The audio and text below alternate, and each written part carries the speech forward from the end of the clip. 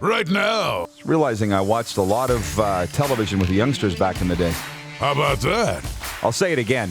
That cab driver in Bucharrios, Mexico, when he said, "Señor, your español's mucho bueno." Why is that? I said, Dora the Explorer. That's right. I learned so much Spanish. I got to brush up on my Spanish, though. Yes, you do. ¿Cómo estás? Uno más, por favor. This is the Rod Pedersen Show. Howdy, Canada. Welcome, Canadian sports fans around the world. It is the RP Show coming at you live out of the bunker. You would think that it's a brand new week and we'd be all ready to go and full of P&V.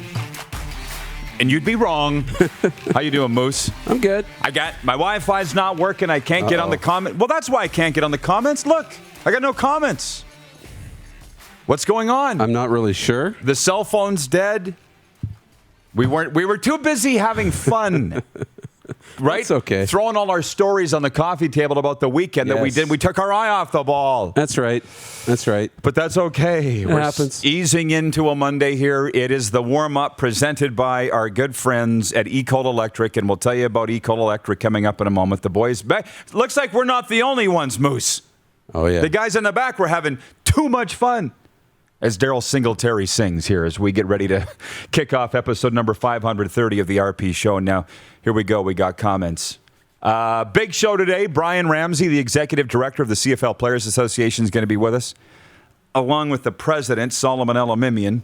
And then coming up in hour two, longtime TSN personality Matt Sakaras, who now is doing what we do. He's hosting a show out there in Vancouver. And we'll be talking NHL expansion draft. He's a huge CFL fan, so we'll be talking with him. And are we live on YouTube now? We are now? Okay, it's not coming up here, but I think that's a me problem. That's a you problem. Moose, how are you? I'm good. Did I ask you that already? Yeah, things are good. You know, it's crazy, like starting a new week, and everything seems crazy and hectic, but it's really not. It shouldn't. Yeah, it's not. Well, what are we really doing? Not.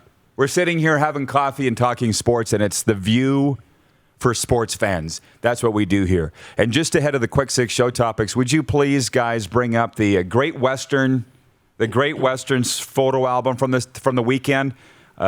This is what we do every Monday. And here we go. So this is where it started. Moose and I were together. We went to the Saskatchewan Rattlers game against the Guelph Nighthawks. And while the Rattlers got their asses handed to them again, and they dropped to 0-8, I didn't care because I had a bacon cheeseburger in the concession. There's the two of us there. What'd you say? VIP is always better. That's right. We treated first class by the Rattlers.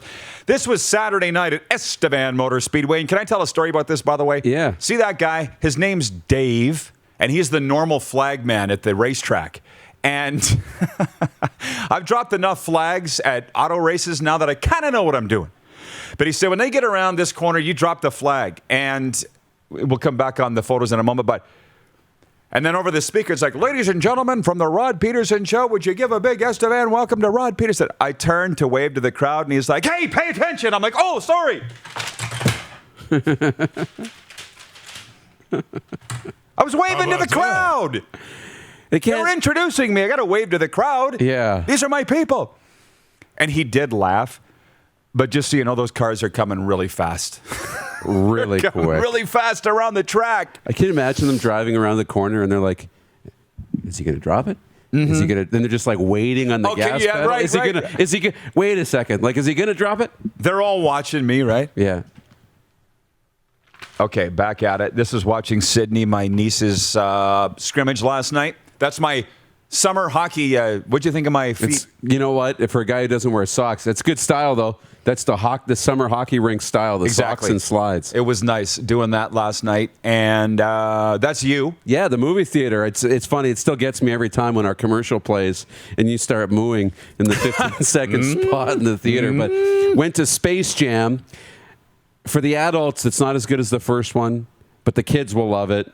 It was kind of nostalgic, a lot of nostalgia in it. So I went and saw Space Jam on the weekend, which was pretty great. What else you got? And that was on Sunday.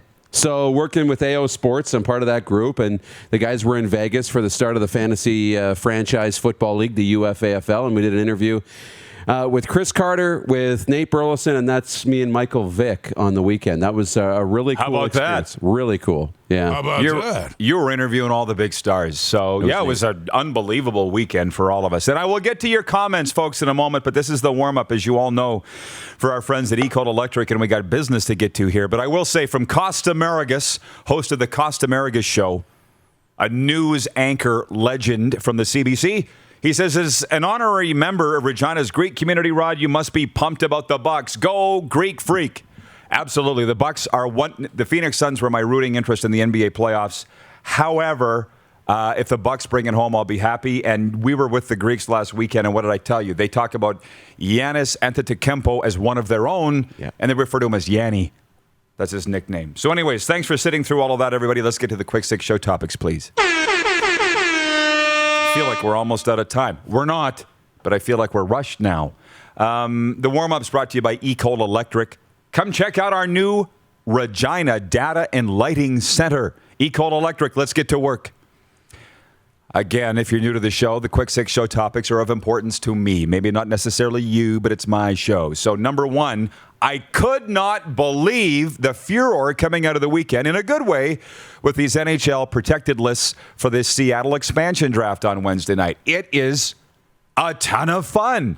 And by Wednesday, we're all going to pick what we would do if we were the Seattle Kraken. But I was at the racetrack Saturday night in Estevan when it came down. I got the notification on my phone. I'm calling it up here that the Montreal Canadiens were going to leave Carey Price unprotected. And I was like, not CP31. What do you mean? And then you got to think about it a little bit. And he's one of, as we would learn over the next 24 hours, one of many big names to be left unprotected. And I didn't need TSN's Mike Johnston to tell me because I already knew, but we agree. These NHL GMs are daring Ron Francis of the Kraken to take their big name guys, whether it be, I believe, Mark Giordano or Carey Price or some of these other big name NHL guys. Our poll question today for Capital Auto Mall Universal Collision Center is, should the Seattle Kraken select Carey Price in the expansion draft? Can you believe, Moose? 67% say yes, they should. What are they saying on Facebook? 72% on Facebook say yes. Here's why I wouldn't. And I love me some Carey Price. He's going to be around for a long time. The Montreal Canadiens don't want to lose Carey Price. He's the face of the franchise. He got him to the Stanley Cup final, and they know that. They're daring Ron Francis to do it. There's no way you're going to take Carey Price, and they won't. Now, I would take Braden Holtby. Far cheaper. He's actually won a Stanley Cup. Don't at me. They're around the same age. He would be my guy. And Capo Kakinen, the backup goalie for the Minnesota Wilds, like $700,000. But as much as I always say to you, I don't get into the terms and the contracts and the bridge and this is fun. You kind of have to. This is fun. Right? It is fun. And we'll do this over the next couple of days. But, it's funny. Carey Price is a BC guy. He played his junior hockey in the Pacific Northwest. There's a lot of ties to the area and reasons why he might want to.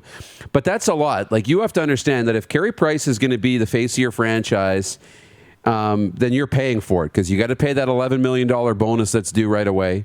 You got to pay the $10+ million on his contract and take the salary cap hit.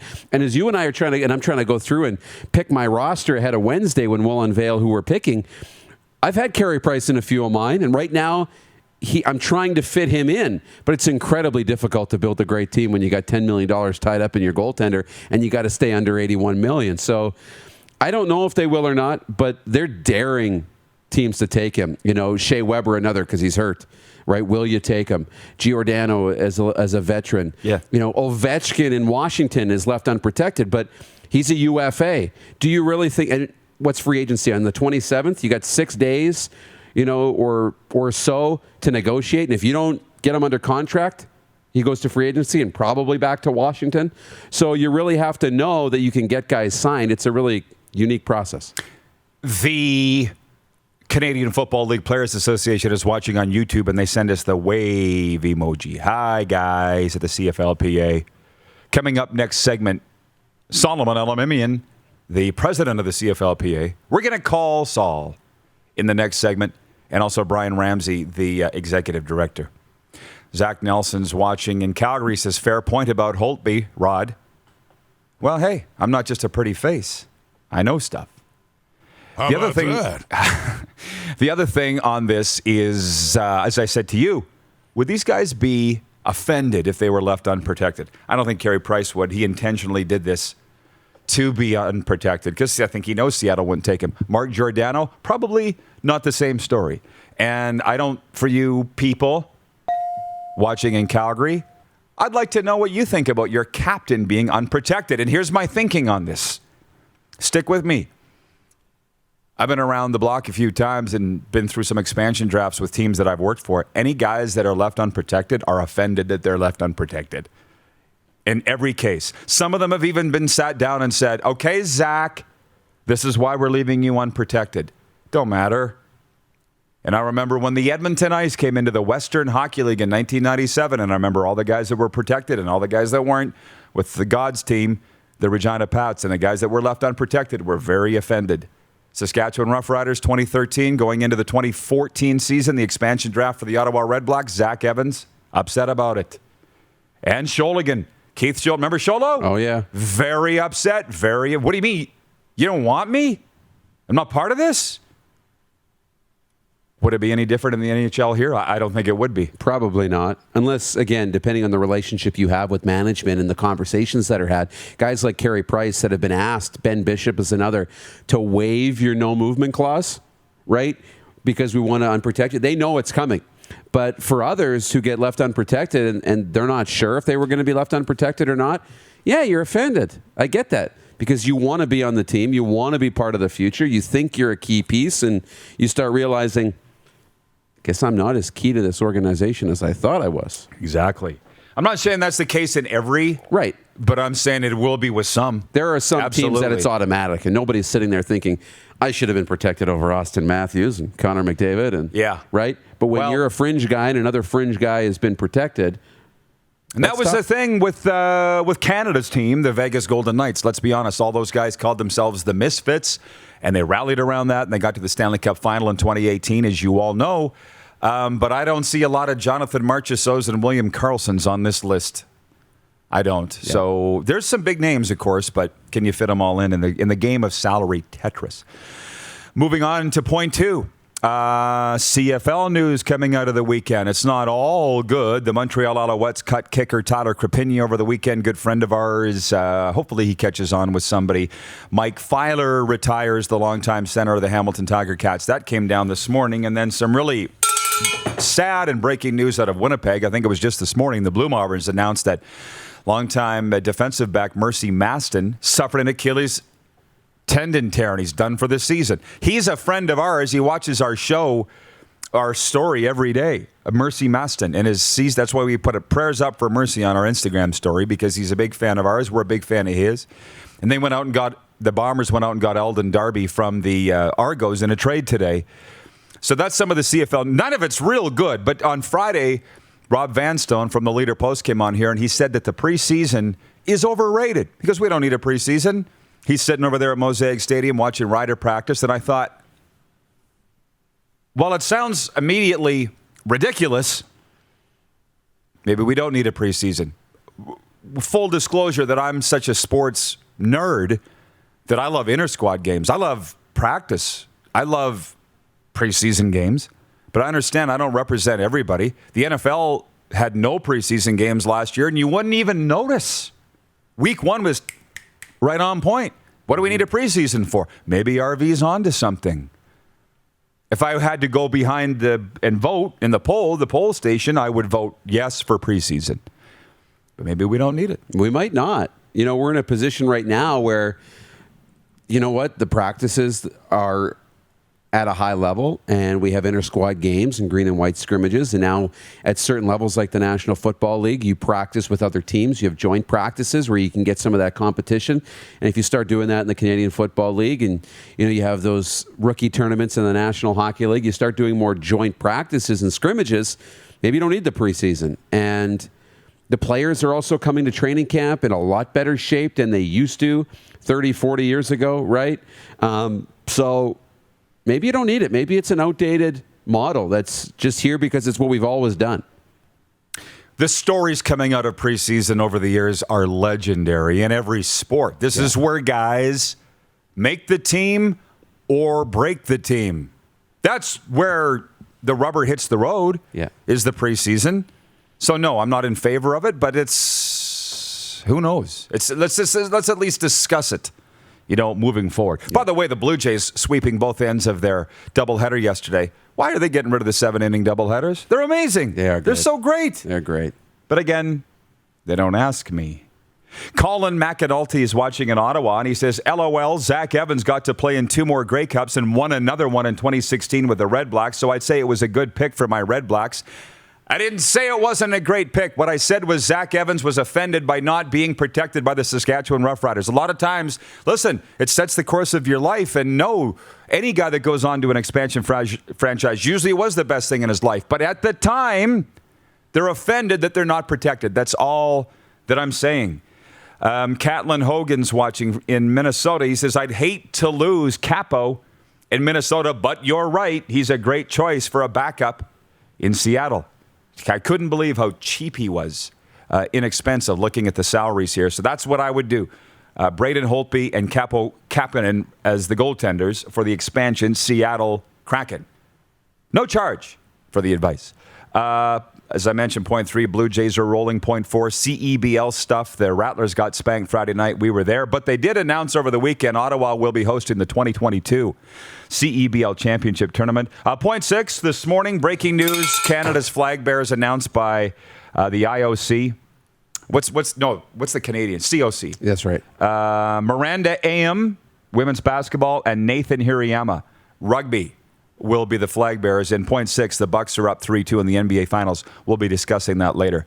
So that's the quick 6 show topics. A lot to get to, but a lot on the NHL expansion draft and a lot on CFL news. And we'll continue that when we come back. Solomon Elamimian, president of the CFLPA, Brian Ramsey, executive director of said CFLPA, will join us on video. You're watching the RP Show on the Game Plus television network across all 10 provinces and 31 states. Live daily on YouTube and Facebook, and 24-hour sports radio for Suds Full Service Car Wash at rodpedersen.com. You're watching Rod Pedersen On Demand. For more of The Rod Pedersen Show, visit rodpedersen.com or follow Rod Pedersen on social media.